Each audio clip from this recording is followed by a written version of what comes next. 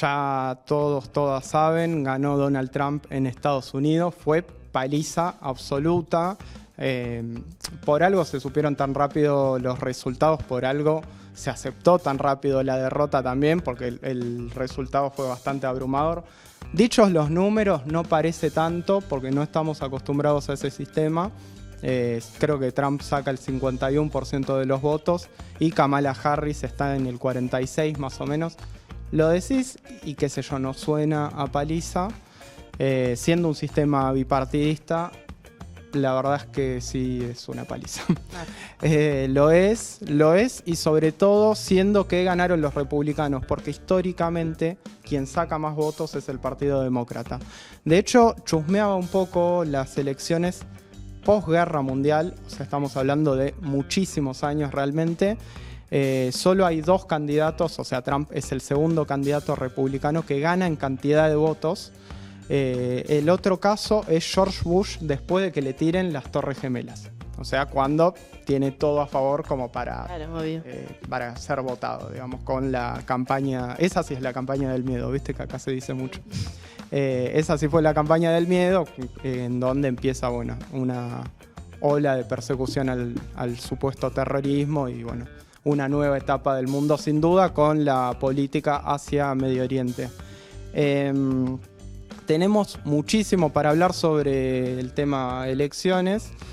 Algo que quiero mencionar, nunca termina de quedar claro, seguramente no termine de quedar claro hoy tampoco, o quien lo escuche se lo olvide.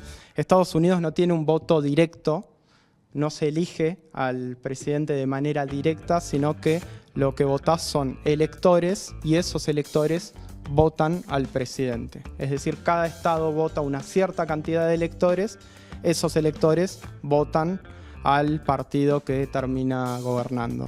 Esto es porque es un sistema federal justamente y no es directo el voto, esto como digo.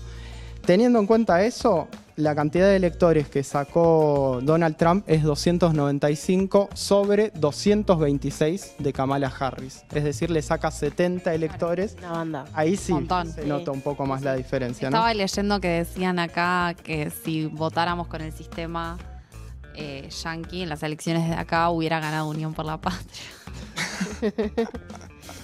Bueno, tuvimos ese sistema, además, flashbacks. en algún momento, antes de reformar la Constitución.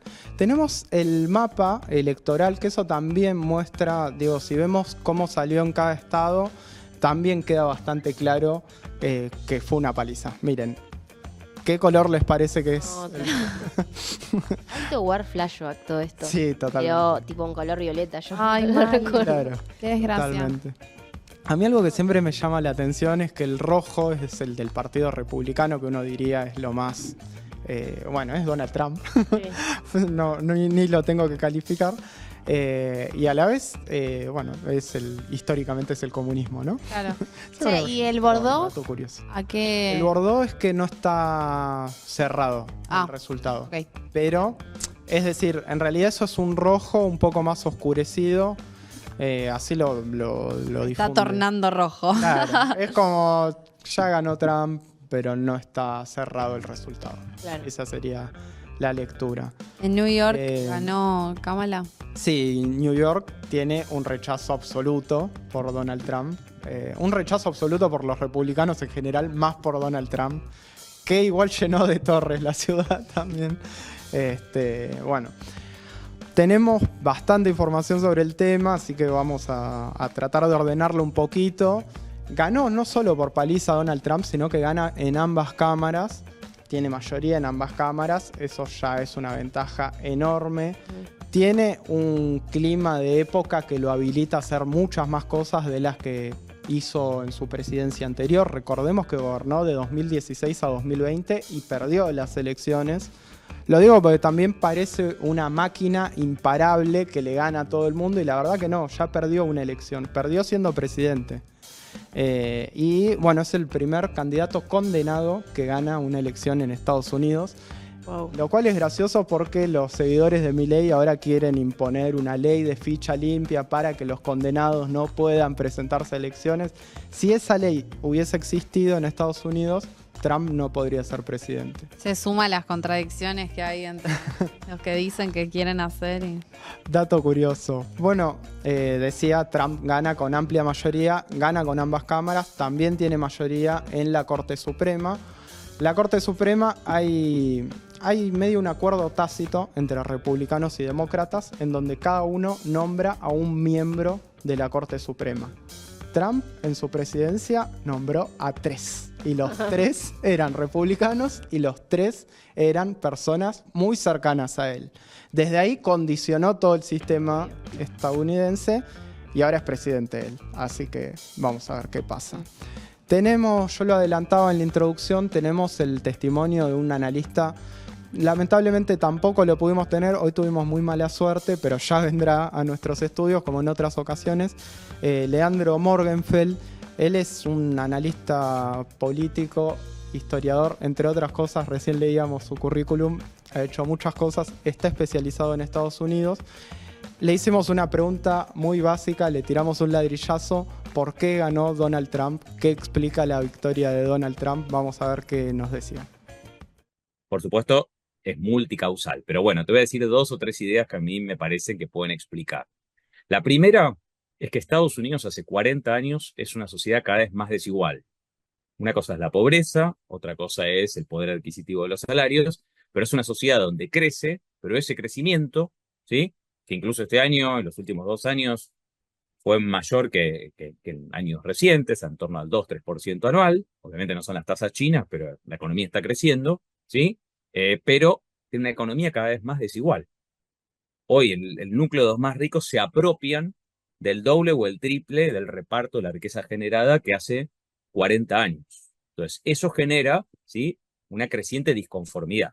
Segundo, la perspectiva de ascenso social, el famoso sueño americano, ¿no?, la de los años dorados de la posguerra, donde podía haber o se veía la posibilidad de ascenso social, es algo que en Estados Unidos y en todo el mundo, el capitalismo en su fase actual, la mayor parte de la gente no tiene esa perspectiva de poder comprarse la casa propia, de llegar a la universidad, de poder ascender socialmente. Por eso el discurso de Trump es tan atractivo en el sentido de volver a ser grande Estados Unidos.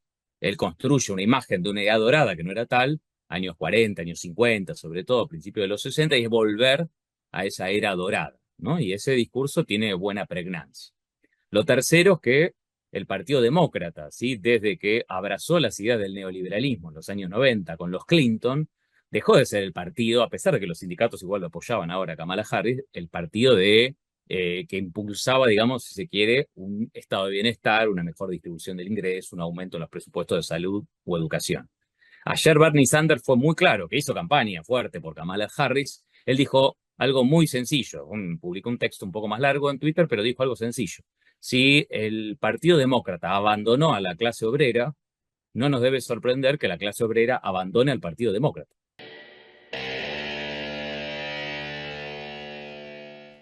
Ahí Morgenfeld comentaba el tuit de Bernie Sanders. Para quien no lo sepa, es una de las figuras más de izquierda dentro del Partido Demócrata. De hecho, él es senador, él creo que ahí mencionaba, es la 4ª vez que va a ser senador. Llega en realidad a ser senador de manera independiente, no por ninguno de los 2 partidos, un dato bastante curioso porque es realmente muy difícil llegar a hacerlo. Y en el 2016, justamente cuando Donald Trump se presenta por primera vez y gana la presidencia, Bernie Sanders casi llega a ser el candidato demócrata, perdió por muy poquito con Hillary Clinton, que por supuesto tenía todo el apoyo, todo el aparato del Partido Demócrata y de las corporaciones, que esto sí hay que decirlo, los poderes fácticos, el poder tradicional económico de Estados Unidos, históricamente está con el Partido Demócrata, no con el Partido Republicano. Por más que a veces se quiera hacer la lectura de izquierda a derecha, obviamente eso no es así. Wall Street tiene más que ver con los demócratas, el establishment en general tiene más que ver con los demócratas que con los republicanos.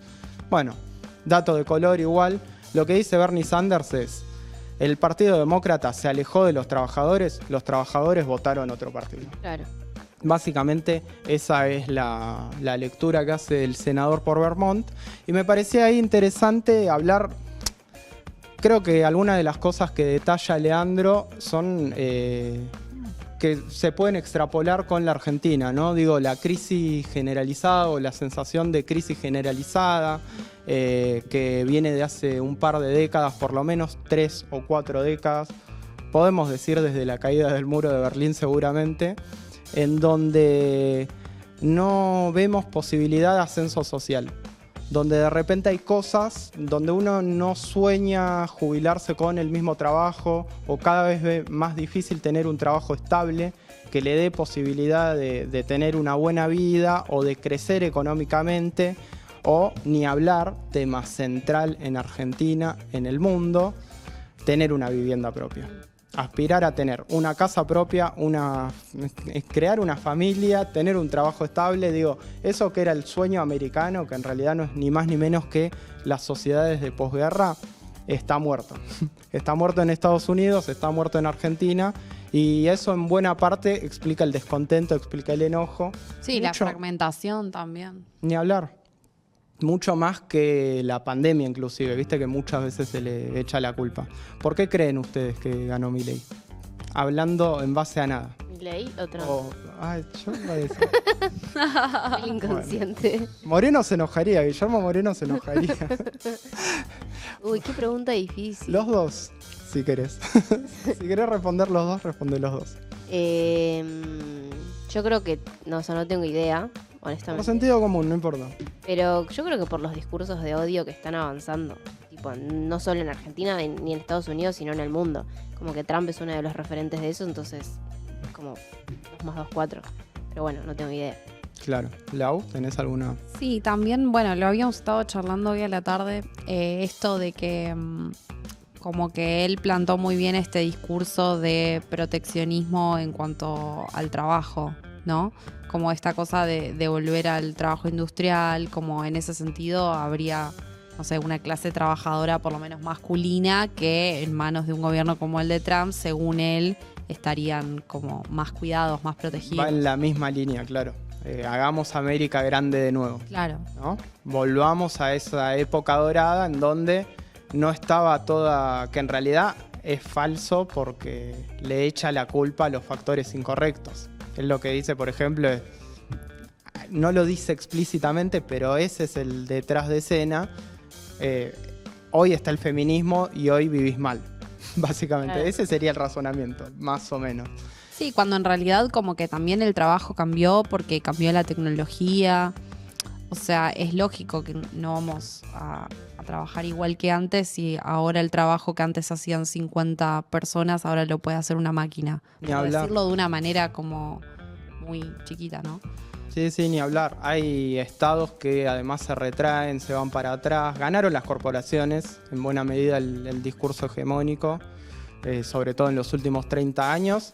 Y eso significó que los estados se vayan para atrás y gane gente como Elon Musk, que hoy apoya a Trump y que es levantado como héroe cuando es uno de los perpetradores de este sistema. Me parecía interesante también un poco charlar. Les quiero preguntar, ya que sacás el tema industria, ¿Trump es peronista? Bueno, hay mucha gente que dice eso acá. Hay peronistas acá que dicen yo le banco a Trump. ¿Vos qué decís? Espero que no. No, O que sí, mirá si se vuelve Perón. hay que peronizar el mundo. Y pasa que también hay tantas lecturas del peronismo que es como...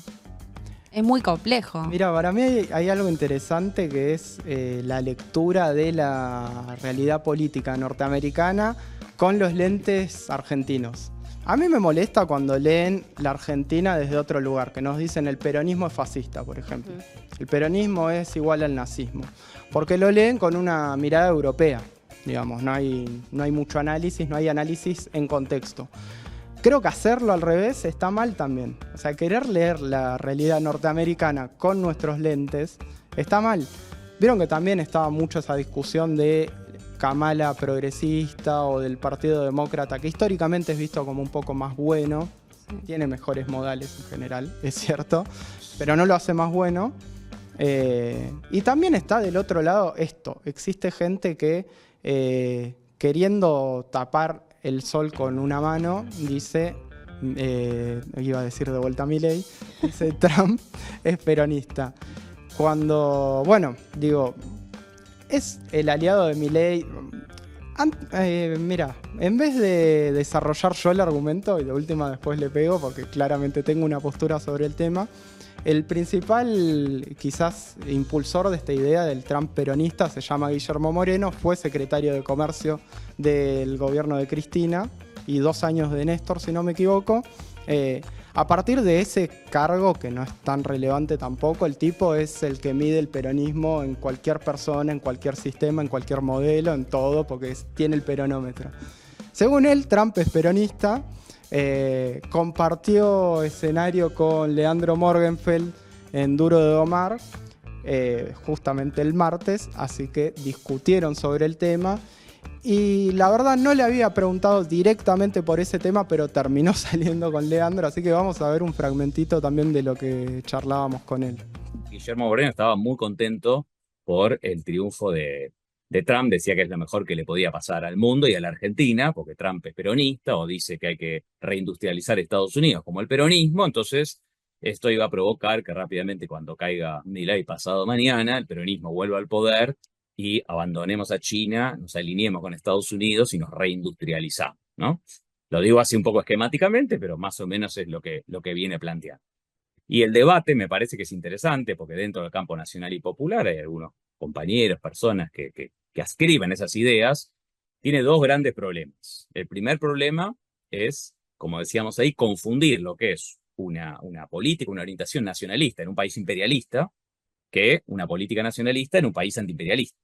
O sea, el nacionalismo como tal tiene distintos caracteres. El nacionalismo que impulsó el eje nazifascista, el de una potencia imperialista como fue Alemania en los años 30, la burguesía que impulsó a Hitler a invadir otros países, es un nacionalismo que hay que resistir.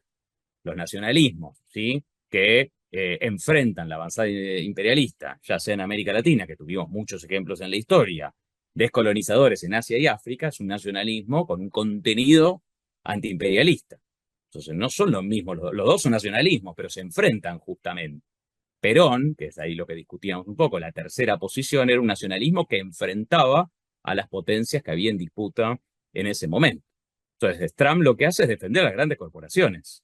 Además, ahora un sector incluso de las grandes corporaciones más poderosas, mencionamos Elon Musk, pero tenemos Peter Thiel, Jeff Bezos, el dueño de Amazon y ahora del Washington Post, que bloqueó el pronunciamiento del Washington Post apoyando a Kamala Harris, son los que vienen por nuestros recursos. Ellos vienen para destruir los estados.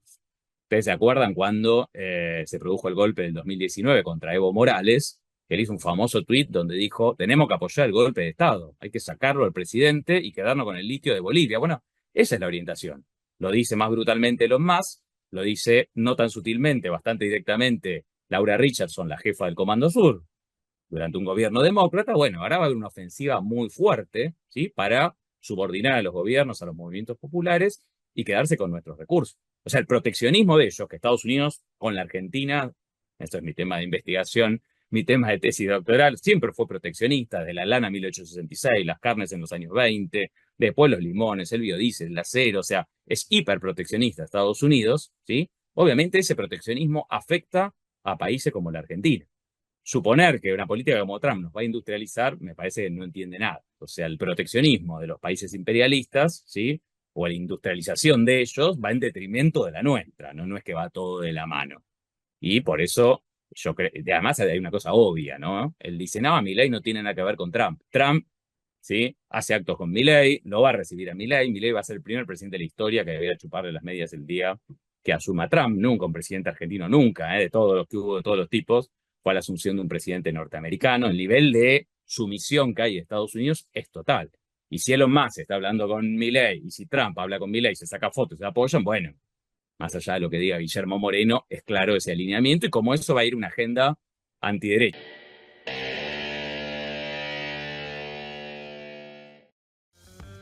Bueno, es muy claro para mí, no es lo mismo ser nacionalista en un país oprimido que en un país opresor, no es lo mismo la industrialización que puede llevar adelante un tipo como Donald Trump que un proceso transformador en América Latina. Digo, no son comparables, realmente no son comparables.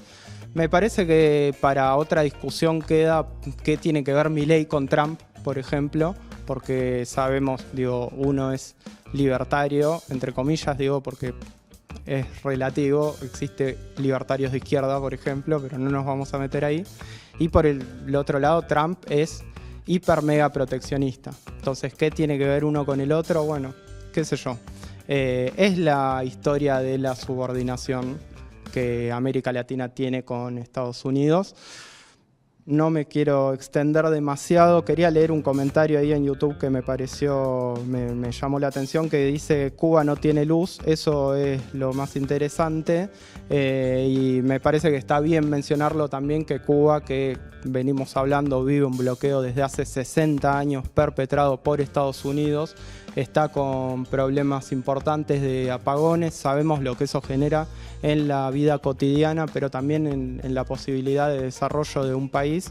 Y justamente una persona que perpetra o que reproduce, por lo menos, vamos a ser justos, no es el único, pero reproduce un bloqueo, no puede ser peronista, o no puede ser por lo menos parte de ningún proceso que se llame emancipador en América Latina. Por mi parte, eso, si les parece, así vamos apurando. Vamos a ver un último fragmento donde Leandro Morgenfeld habla de un dato que no se mencionó tanto, que tiene que ver con un referéndum que se hizo a la par de las elecciones en Estados Unidos. Un referéndum que habla sobre el aborto. No voy a explicar demasiado porque Leandro ahora lo explica. Básicamente en 10 estados se votó el apoyo o no al aborto, que venía siendo legal por un fallo de la década del 70.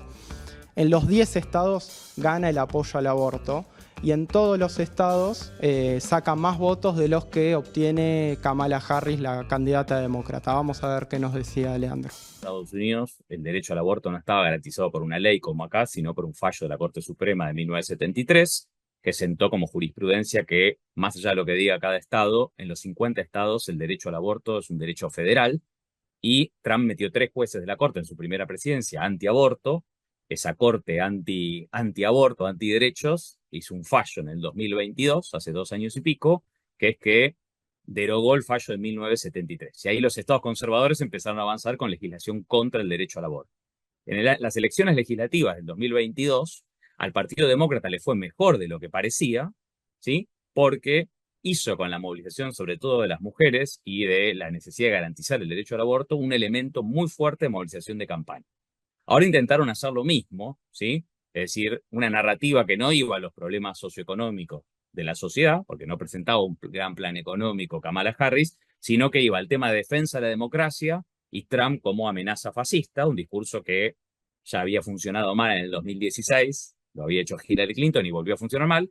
Y lo segundo con el tema del aborto, ¿no? Se esperaba que la movilización de las mujeres compensara la pérdida que tenían entre los hispanos y otros sectores sociales. Se dio esta paradoja que vos decís, ¿no? Todavía estamos analizando bien los números, pero en una decena de estados donde se hicieron consultas para ampliar el derecho al aborto, ganaron. En muchos de esos estados, Florida es uno de ellos, pero Nebraska y varios, Missouri, ganó Trump incluso. Entonces, estados donde ganó Trump a presidente, habiendo 2 candidatos nada más, o sea, 2 candidatos significativos, y en el mismo estado ganó avalar el derecho al aborto. Esto es una paradoja, ¿no? Incluso en estados donde ganó por ahí Kamala Harris, pero la votación por el aborto era muy superior. Esto un poco desmiente la narrativa de que ahora todos los norteamericanos son ultraconservadores, o que el voto a Trump es un voto que, digamos, adhiere a toda su prédica o a toda su plataforma. Hay mucha votación de unos contra el otro. O sea, Trump hizo campaña, vótenme a mí porque viene esta casta o va a seguir esta casta que además va contra la libertad de expresión, etcétera, etcétera. Obviamente tiene un fuertísimo y explícito discurso contra el aborto, ¿sí? Pero esta paradoja que planteas vos, muchos estados, ¿no? Que puede sorprender, votan a favor del derecho al aborto, incluso a favor de la legalización del consumo de marihuana y otras cuestiones de la agenda progresista, y en contra de los demócratas, ¿no? Bueno, por eso decía, es más complejo el voto, uno sobresimplifica a veces, cree que los hispanos, que son más de 60 millones, votan como una unidad, los afroamericanos o los asiáticos, y en realidad hay cruces de género, hay cruces etarios, o sea, de generaciones, hay cruces de origen étnico-racial, hay cruces de clase, obviamente, y hay cruces ideológicos que explican cómo se configura la decisión de cada persona sobre qué vota, ¿no?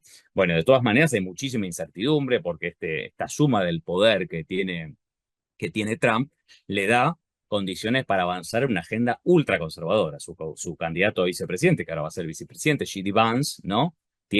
Representa él incluso una línea dentro de los que apoyan a Trump, que no solo es muy joven, tiene 40 años y se perfila como uno de los posibles herederos del trumpismo. Trump no puede ser reelecto más porque solo 2 veces, no importa son consecutivas o no, puede ser presidente de Estados Unidos. Entonces él se preside, además va a ser el presidente más viejo en la historia, asumiendo con incluso 6 meses más que cuando asumió Biden. Terminaría él con 82 años y medio dentro de 4 años, ¿no? J.D. Vance se presenta a él como un representante de esos sectores del Estados Unidos profundos, ¿sí? Excluidos, con una agenda absolutamente radical antiderechos, ¿no? Esta idea de que, como hubo en Estados Unidos y en Europa un neoliberalismo progresista, aquello que Nancy Fraser dijo, esa politóloga norteamericana, que entró en crisis en el 2016 cuando perdió Hillary Clinton, que lo explico rápidamente. La base demócrata se hizo neoliberal en los años 90, pero para darle una pátina de legitimidad al Partido Demócrata abrazó algunos de los reclamos de las agendas, de los feminismos, de las minorías afrodescendientes, de los inmigrantes, de los grupos LGBTQI+. Entonces, eso entró en crisis. Y eso es una cosa que nosotros cuestionamos, porque hay mucho feminismo. Hay un feminismo popular y feminismo neoliberal. Hay movimientos por la igualdad de derechos de las minorías liberales, y hay algunos que dicen hay que hacer interseccionalidad y pelear juntos con todos los oprimidos. Lo mismo con las poblaciones racializadas, lo mismo por los que luchan contra el cambio climático, las organizaciones ambientalistas. Como está de moda ahora la guerra cultural desde las ultraderechas, la idea de Moreno y alguno más es, bueno, entonces tenemos que atacar el feminismo, tenemos que diferenciarnos de la agenda de ampliación.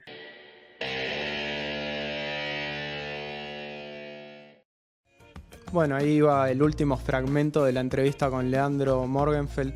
La verdad que no les voy a mentir, fue larguísima y me dio mucha pena cortarle algunas partes, pero bueno, no nos daba el programa de 1 hora, fue muy interesante escucharlo y nos quedan reflexiones muy interesantes, ¿no? Digo, si el tema género, si el aborto es tan piantavotos, ¿por qué en todos los casos sacó abrumadora mayoría, ¿no? Inclusive teniendo en cuenta, muchos votantes de Trump votaron en favor del aborto y creo que ahí lo que dice Leandro es interesante como una primera lectura. No se puede decir que el electorado se volvió conservador y tampoco, haciendo la lectura opuesta, lejos de ser piantavotos, lo único que estuvo movilizando la base demócrata en este caso fue el movimiento de mujeres.